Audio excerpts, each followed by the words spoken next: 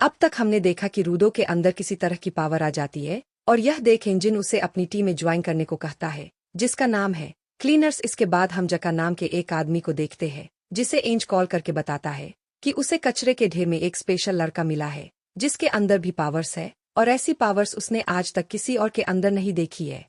इसीलिए उसने रूडो को भी उनकी टीम में भर्ती कर लिया है। फिलहाल यह लोग एक डॉक्टर के पास थे जो रूडो को पट्टी बांध रहा था। रूडो एन से कहता है कि मैंने बोला था ना, मुझे तुम्हारी टीम ज्वाइन नहीं करनी है, मुझे वापस ऊपर जाना है। तभी वह डॉक्टर चिल्लाने लगता है कि अरे बच्चे, तुम उस कचरे के ढेर की तरफ गए ही क्यों थे? थोड़ी देर और उस हवा में सांस लेते तो ऊपर का टिकट कट जाता और फिर तुम्हें गुंडों ने किडनैप भी कर लिया। तुम्हें तो इस भले मानुष का शुक्रिया करना चाहिए, और मैं कोई बूढ़ा आदमी नहीं बल्कि बूढ़ी औरत हूँ।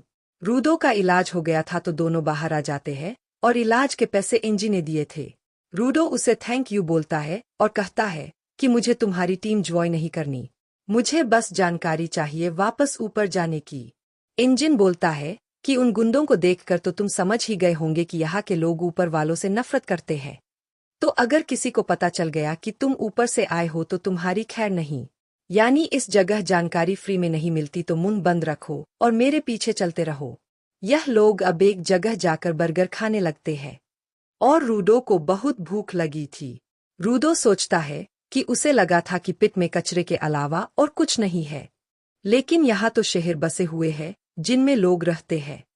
एनज अब रूडो को एक्सप्लेन करता है कि यहाँ पर अनीमा नाम की एक एनर्जी होती है जो टाइम के साथ साथ इकट्ठा होती है, और वह कचरा मॉन्स्टर इस अनीमा एनर्जी से ही बने थे। वह इंसानों को देखते ही उन पर हमला कर देते हैं। ज्यादातर तो वह कचरे में ही रहते हैं, लेकिन कभी कभी शहर में भी घुस जाते हैं। आम हथियारों से इन मॉन्स्टर्स को नहीं मारा जा सकता, लेकिन रोडो के ग्लव्स जरूर उन्हें मार सकते हैं।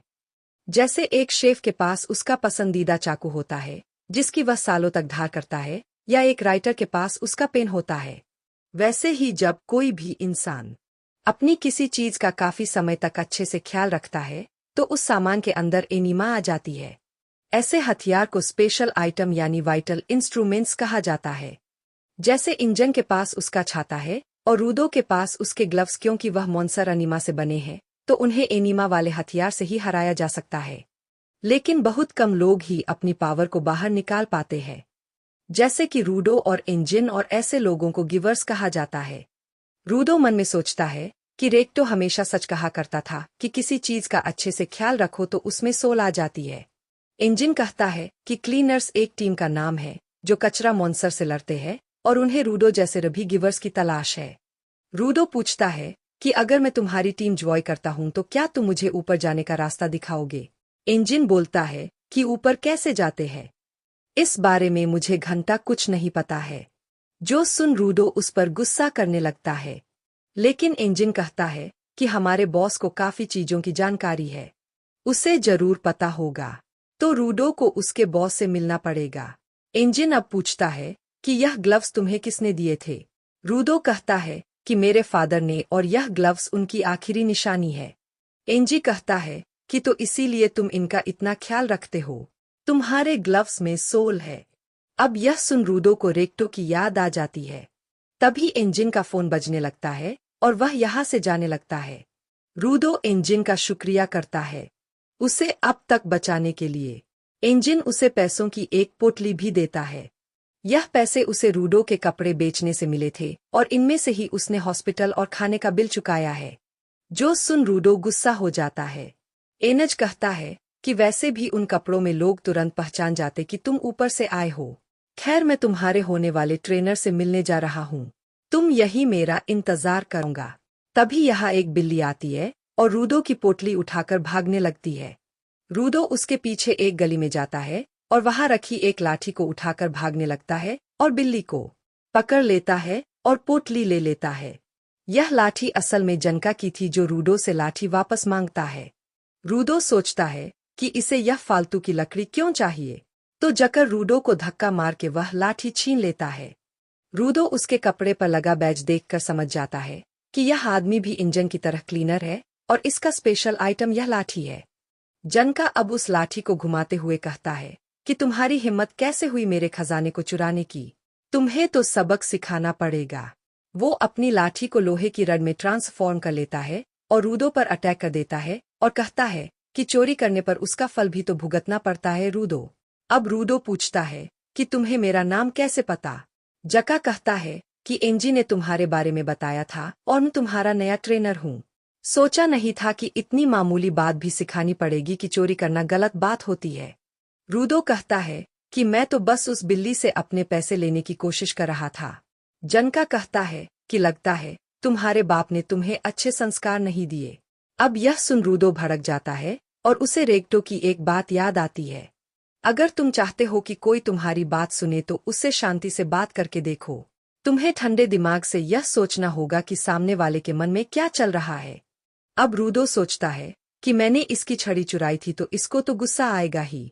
अगर कोई मेरे ग्लव्स चुरा लेता तो मैं भी यही करता। रूडो अब जनका से माफी मांगता है कि उसे पता नहीं था कि यह लाठी उसके लिए कितनी खास है। यह सुनते ही जनका का गुस्सा शांत हो जाता है और वह भी रूडो से माफी मांगता है कि यह मेरा खजाना है, तुम थोड़ा ज्यादा गुस्सा हो गया था। अब यह देख रूडो हैरान हो जाता है कि बातचीत करने से मामला ठीक हो गया। रेक्टो सही कहता था। संका अब रूडो को हाथ देकर उठाता है और पूछता है कि तुम्हारा स्पेशल आइटम क्या है और तुम उससे क्या कर सकते हो। रूडो उसे अपने ग्लव्स दिखाता है और कहता है कि मुझे नहीं पता कि यह क्या कर सकते हैं। जनका बोलता है कि तुम्हारे ग्लव्स तो एकदम धांसू है। जनका यह भी पूछता है कि वह क्लीनर्स क्यों जॉय कर रहा है, जिस पर रूडो कहता है कि वह तो बस उनकी हेल्प कर रहा है, जैसे ही उसका मकसद पूरा होगा वह चला जाएगा। रूडो मन में सोचता है कि यह तो एकदम से अलग ही इंसान लग रहा है, शायद यह मुस्कुरा रहा है। इसीलिए उसे फिर से रेक्टो की बात याद आती है कि उसे भी थोड़ा स्माइल करना चाहिए। और अब रूडो को पता चला कि स्माइल से तो इंसान ही बदल जाता है, लेकिन क्या वह भी स्माइल कर सकता है? अब रूडो भी स्माइल करने की कोशिश करने लगता है, पर वह बहुत ही अजीब लग रहा था, जो देख जनका भड़क जाता है कि तुम मेरा मजाक उड़ा रहे हो क्या? रूडो कहता है कि मैं तो बस स्माइल कर रहा था। तो जनका बोलता है कि इससे घटिया स्माइल दुनिया में किसी की नहीं होगी, यह देखकर तो बच्चे रोने लगेंगे। ब्रूडो अब अपना मुंह बंद करके स्माइल करता है और यह देखकर तो जनका और भी भड़क जाता है और दोनों लड़ने लगते हैं। जनका कहता है कि एंजी ने तुम्हें स्पेशल कहा तो ज्यादा उड़ो मत। हम लोग रोज यहाँ अपनी जान जोखिम में डाल के मॉन्स्टर से लड़ते हैं और तुम अपने मकसद के लिए हम पर एहसान करने आए हो। वो मकसद जरूर कुछ घटिया सा होगा। अब रूडो को रेक्टो के कहे आखिरी शब्द याद आते हैं कि इस घटिया दुनिया को बदल दो। रूडो अब गुस्से में कहता है कि तुमने मेरे मकसद को घटिया कहा, मैं इसके लिए कुछ भी कर सकता हूँ, तो तुम अपनी जुबान संभाल कर बात करो कमीने। दोनों अब लड़ने को तैयार हो जाते हैं। जका फिर से अपनी लाठी को ट्रांसफॉर्म कर लेता है और रूडो पास के एक डब्बे में से एक रोड निकालकर उसमें एनर्जी भर देता है। यह देख जनका हैरान हो जाता है क्योंकि उसे लगा था कि रूडो का स्पेशल आइटम उसके ग्लव्स है। दोस्तों, एंजी ने एक बात नहीं बताई थी कि एक इंसान के पास सिर्फ एक ही स्पेशल आइटम होता है और वो सिर्फ उसी को ट्रांसफॉर्म कर सकता है। लेकिन रूडो के साथ ऐसा नहीं है। उसका स्पेशल आइटम उसके ग्लव्स है, लेकिन उनसे वह जिस भी चीज को छूता है वह उन्हें भी ट्रांसफॉर्म कर सकता है और ऐसी पावर अकेले सिर्फ रूडो के पास ही है। यह देख जनका समझ जाता है कि रूडो किसी भी चीज को छूकर उसे वाइटल इंस्ट्रूमेंट बना सकता है। इसीलिए इंजन ने रूडो को स्पेशल कहा था, लेकिन फिर भी जनका को यकीन था कि रूडो उसे नहीं हरा पाएगा। तभी उसकी लाठी ऊपर से आकर गिरती है और रूडो को तो यह पता भी नहीं चलता कि उसने यह ऊपर कब फेंकी थी। जनका अब रूडो पे हमला कर देता है और रूडो उसके सामने थोड़ा स्लो पड़ रहा था। रूडो अब जनका के गाल पर मारता है, पर उसे कुछ नहीं होता और वह रूडो को नीचे गिरा देता है। इसके बाद जनका नोटिस करता है कि उसके गाल पे तो पॉट लगी है, यानी कि अब तक रूडो एक टॉयलेट प्लंजर को यूज कर रहा था। रूडो पूछता है कि यह प्लंजर क्या होता है, तो जनका कहता है कि अरे जिसे टॉयलेट साफ करते हैं। रूडो कहता है कि मुझे कुछ नहीं पता, अब मेरी बारी है बदला लेने की, और वह जनका पर उस प्लंजर से अटैक करने लगता है और जनका खुद को पॉट से बचाने की कोशिश करता है और फिर यहाँ से भाग जाता है। रूडो मन में सोचता है कि पता नहीं यह क्या चीज है, लेकिन इससे वह डर के भाग गया और वह जनका के पीछे पड़ जाता है। जनका काफी देर तक भागता रहता है और आखिर में रडो पिचकारी चलाकर उसे पूरा गंदा कर देता है। थोड़ी देर में यहाँ इंजी आ जाता है और बोलता है कि लगता है तुम दोनों में दोस्ती हो गई, और वह इनके बीच क्या हुआ यह जानकर जोर जोर से हंसने लगता है कि तुमने आखिर में पोट्टी की पिचकारी चला दी। जनका अपना मुंह छुपाए बैठा था। अब रूडो यह बात जानकर सदमे में था कि इतनी देर से वह पौध से लड़ रहा था। इंजिन कहता है कि जनका एक अमीर बाप की औलाद है और तुमने उस पर पौध लगा दी। खैर जो भी हो, जनका ही अब तुम्हारा ट्रेनर है। यह हमारा सबसे काबिल गिवर है जिसे वाइटल इंस्ट्रूमेंट की काफी समझ है और यह तुम्हें भी सिखाएगा। जका यह सुन हैरान हो जाता है कि इंजन मुझे काबिल समझता है।